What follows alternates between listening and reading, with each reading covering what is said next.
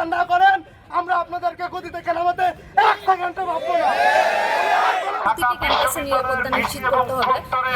আর যে ভিসি প্রক্টরের নাকের ডগায় দুটি খুন হলো এবং বিচারের কোনো অগ্রগতি নেই, অবশ্যই সেই ভিসি এবং প্রক্টরের ব্যর্থতার দায় স্বীকার করে পদত্যাগ করা এবং আমাদের যে প্রধান দাবিটি ছিল সাম্য হত্যার বিচার কার্য যত দ্রুত সম্ভব। জুলাই বিপ্লবের পরবর্তী সময়গুলোতে আমরা বারবার একটা বিষয়ে আশঙ্কা করছিলাম যে শেখ হাসিনা পরবর্তী সময়গুলোতে অন্তত ক্যাম্পাসগুলোতে ছাত্রছাত্রীরা নিরাপদ ক্যাম্পাসে অবস্থান করতে পারবে এবং তাদের নিরাপত্তার ব্যাপারটাই প্রশাসন এবং সরকার করবে, এই বিশ্বাস আমাদের ছিল।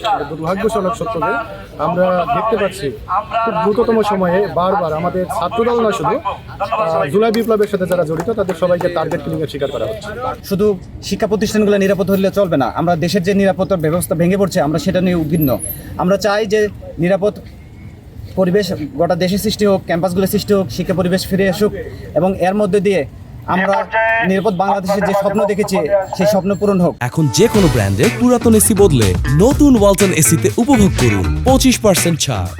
মেধাবী ছাত্রনেতা শাহরিয়ার আলম সাম্যকে দুর্বৃত্তরা ছুটিকাঘাত করে হত্যা করে, তার বিচারের দাবিতে আমরা ইতিমধ্যে কর্মসূচি পালন করেছি, কিন্তু আমরা দেখেছি প্রশাসনের পক্ষ থেকে এই শাহরিয়ার আলম সাম্য হত্যার যে মূল আসামি, মূল ঘাতক, তাকে এখনো খুঁজে বের করা হয় নাই, তাকে এখনো আইনের আওতায় নিয়ে আসা হয় নাই। আমরা অবিলম্বে সাম্য হত্যা যারা জড়িত প্রকৃত দোষী যারা তাদেরকে অবিলম্বে গ্রেপ্তারের দাবি জানাচ্ছি এবং বিশ্ববিদ্যালয়গুলোতে সারা বাংলাদেশের বিশ্ববিদ্যালয়গুলোতে যেন শিক্ষার স্বাভাবিক পরিবেশ বজায় রাখে এবং একটি নিরাপদ শিক্ষাঙ্গনের দাবিতে আমাদের আজকের এই কর্মসূচি।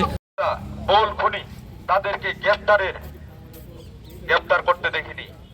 আমরা দেখতে পাচ্ছি মিডিয়ার ট্রায়ালের মাধ্যমে এক বট বাহিনী এবং একটা পক্ষ সবসময় এই হত্যাকাণ্ডকে ধামাচাপা দেওয়ার জন্য ষড়যন্ত্র করে যাচ্ছে এবং প্রশাসনের এই নীরবতা দেখে আমরা সন্দিহান আদৌ আমরা এই হত্যাকাণ্ডের সঠিক বিচার পাবো কিনা। একটাই কথা বলতে চাই, মেঘে মেঘে অনেক বেলা হয়ে গেছে। আপনারা যদি সঠিক সময়ের মধ্যে আমার ভাইয়ের হত্যার বিচার না করেন আমরা আপনাদেরকে গদিতে নামাতে এক সেকেন্ডও ভাববো না। আমি আর কোনো বক্তব্য বাড়াতে চাই না, আমি অতি দ্রুত আমার ভাইয়ের হত্যার বিচারের দাবি চাই। ধন্যবাদ সবাইকে।